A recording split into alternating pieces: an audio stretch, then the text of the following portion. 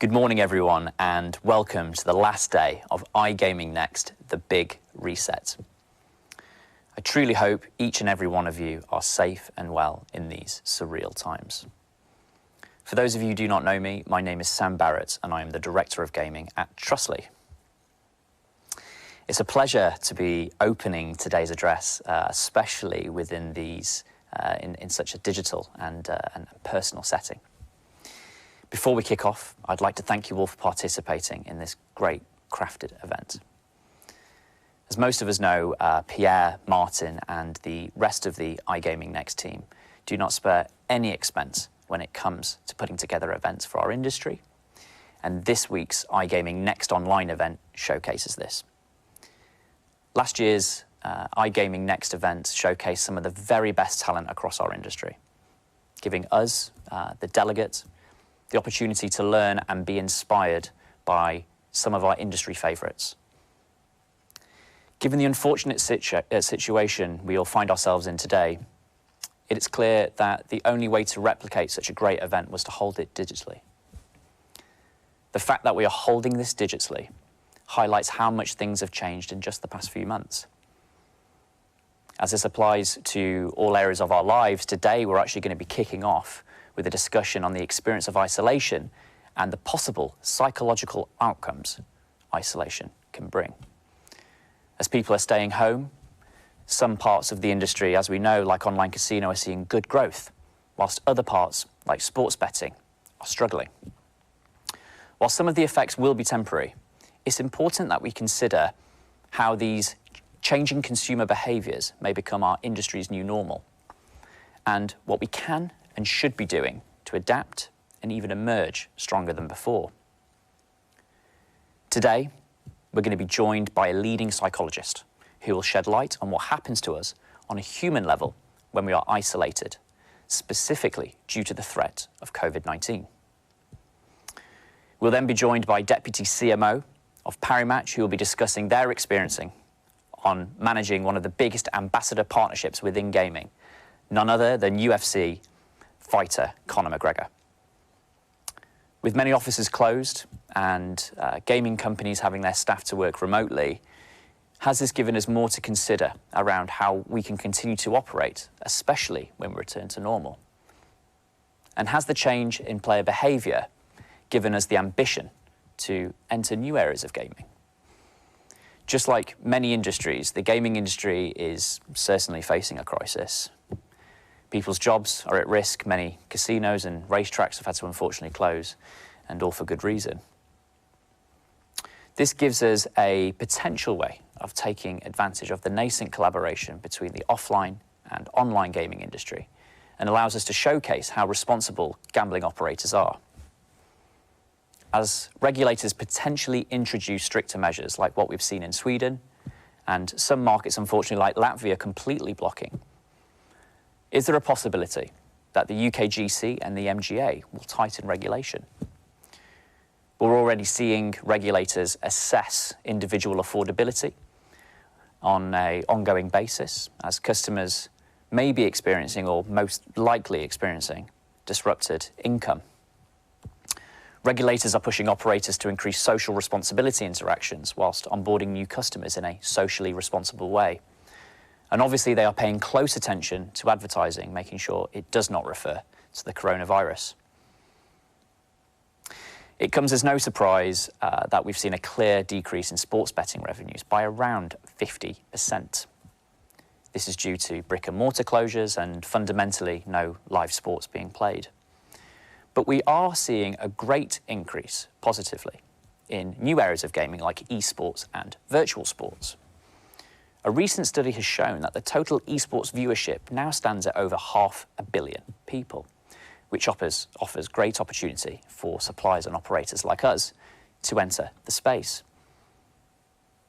Today, as we look at the psychological effects of the virus, I'm excited to potentially take away key information that will help me continue to steer my team and our business whilst we go through this difficult time.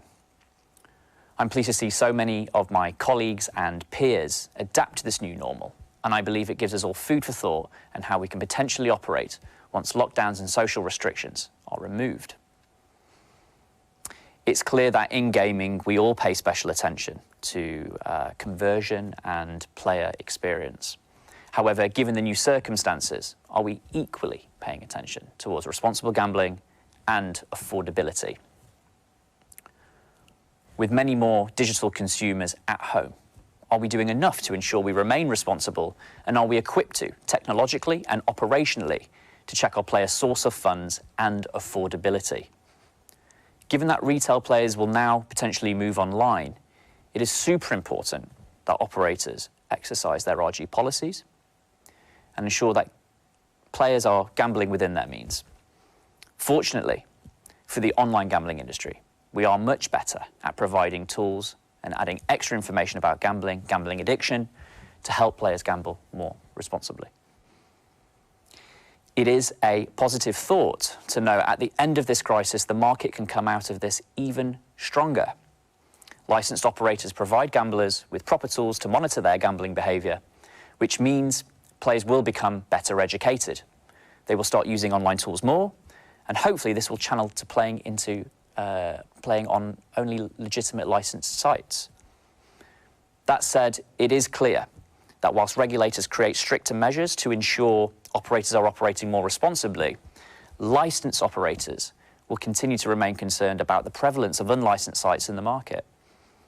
As Pierre mentioned earlier this week, we are fortunate to be one of the very few industries that continue to come together to discuss how we can follow regulation without further diluting our business position. And as channelization continues to be a hot topic, we must continue to keep the dialogue open with the regulator and together shape what we believe should be addressed. It's clear that operators and suppliers are remaining very resilient within responding to the crisis, and we must continue to be creative within reason. So over the last 4 years, I've been super lucky to work on some great innovations at Trustly that have helped shape the gaming payments industry. I believe most of us on this call will be familiar with our Pay and Play product that helps operators bring players through the registration process instantly whilst making a deposit. But today, we are working on our latest innovation called Trustly Live, which allows land-based casinos and sportsbooks to instantly accept deposits and make payouts instantly back to a player's bank account just using a mobile phone and an internet connection. I'm mentioning this because I want to share my views on cashless payments, as I believe moving towards cashless environments will be a main component in helping players make payments when businesses return to normal after the crisis. Today, retail establishments in sports betting and casinos are accepting cash and card. There's nothing new there. Some more advanced operators have e-wallets attached, which bridge the gap between offline and online, giving operators a great tool to exercise their omni-channel strategies. It is clear that the online gambling industry is always pushing new innovation.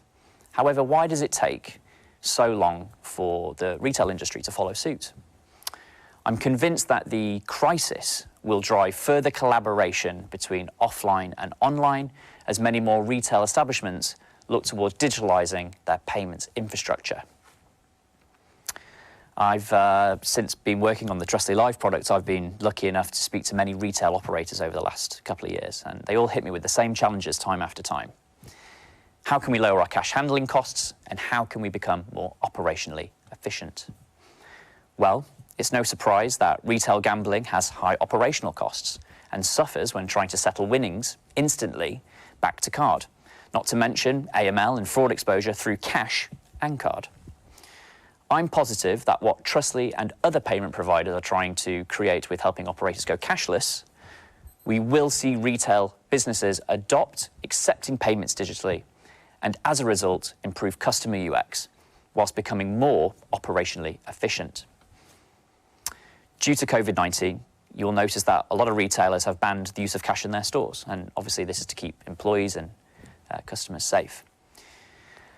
And they're obviously opting for cashless and digital contactless payments.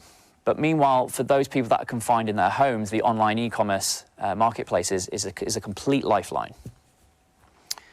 Although retail gambling establishments have been discussing implementing digital means of accepting and making payments way before the crisis, I do believe after the crisis, the need to move away from cash will be even greater than before, and this will be from a staff and customer perspective, giving us all food for thought on how we're exploring our digitalisation efforts.